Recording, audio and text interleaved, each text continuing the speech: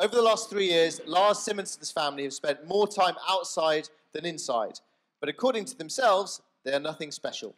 Their family has cycled through Australia, skied from the highest peaks in North America, canoed 2,000 kilometers down the Yukon River.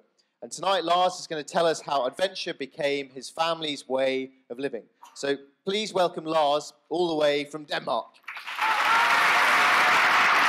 I got one. Cool. Thank you very much. Yeah, when I was a child, I cried every day going to school because the other kids were teasing me. When I became a man, I wanted to join the army. They didn't want me. And my last name is not Fines. I'm just a normal Danish guy, a little crazy maybe, but nothing special. So it took me another 20 years before I did something as adventurous as some of the guys here tonight. And the decision was taken for me. I lost my house and my job in one go. And I was on the street with my family, my wife and our 2 kids, only 5 and 7 years old, and made 2 plans. I made a plan A to get a new house, get a new job, and a plan B to go in 2 kayaks from Copenhagen to Istanbul. I chose the easy option. I went for plan B. And it was an amazing trip. It was tough. It was a true adventure and full of surprises.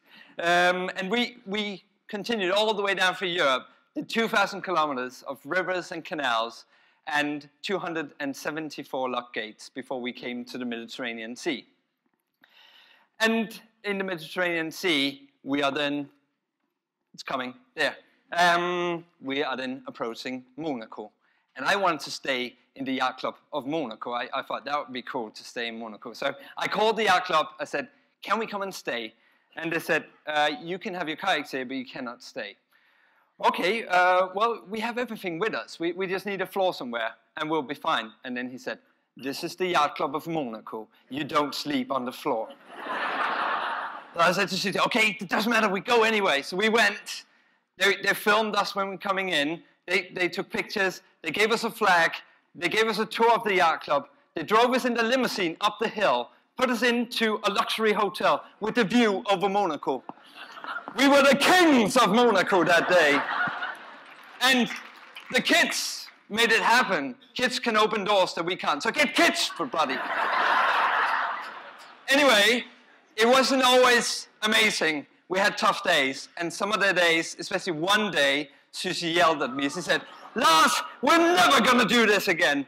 And I agreed. It was a bit tough. So we decided it didn't matter if the trip was going to take 3 or 6 months longer.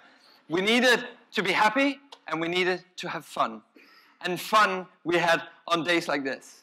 On days with dolphins around us, jumping in and out of the kayak. And we even had a day where we had a whale right next to us. It was so close. My son looked at it and he said, Dad, I can see the eye. I can see the eye of the whale. Incredible times. And the picture's coming up in a second. And here, we're just a normal family. Nothing special about us. So we argue like anyone else. And how did we deal with this? Being together for 24 hours. Well, keeping a good 200 meters between us for 4 hours. That helped. And then everyone was happy once we get back together. And this time alone with your child, no interference, no phone, no nothing. Just being out on the ocean with one child and just talk for hours. That was the best thing for me and Susie, my wife. Well, we're in the south of Italy and we have to go across to Greece. It's 57 miles across. And being out there in the middle, so far from the coast, you couldn't see land anywhere. It's an amazing feeling. And it took us 12 hours to get across. And then we came to Greece and we were going to the first island, Otani. And from there, we're just island jumping down through Greece. It was summertime again. It was the best time of our whole journey. Just being there together, swimming and having fun. But there's always a but. When we got to a peninsula called Artos, no women had been there for 400 years. And we were not allowed to stop. So we had to get around it. And it's 70 miles around. And so we just had to go for it. And I thought, okay, if it's perfect, if perfect condition, 16 hours, we can make it. It wasn't. And the wind died. And after 16 hours, we were still on the water. And we had beautiful, it was beautiful like this, and we had a beautiful night. It was totally quiet. We had stars above our head, and we were just going. But then suddenly, I couldn't find Susie. I lost her. She had fallen asleep. I found her after 5-10 minutes, and then we continued through the night, and it was like this. Well, what also happened was we had plankton in the water. So the kids were sitting with their hands in the water. We were having our hands in the water. Everything the kayak touched had this blue light around it. It was incredible. We even had dolphins right next to us at one point. And this is the light that we had. Unbelievable. But we're going through the night. I'm tired. We're getting to the mornings, and I'm absolutely naked. 20 hours on the water. And everyone is asleep. I'm pulling both the kayaks, and my legs are moving. We're using our legs to get forward, no wind. And then I would fall asleep. But I'll wake up again because my legs were still moving, and then I'll fall asleep.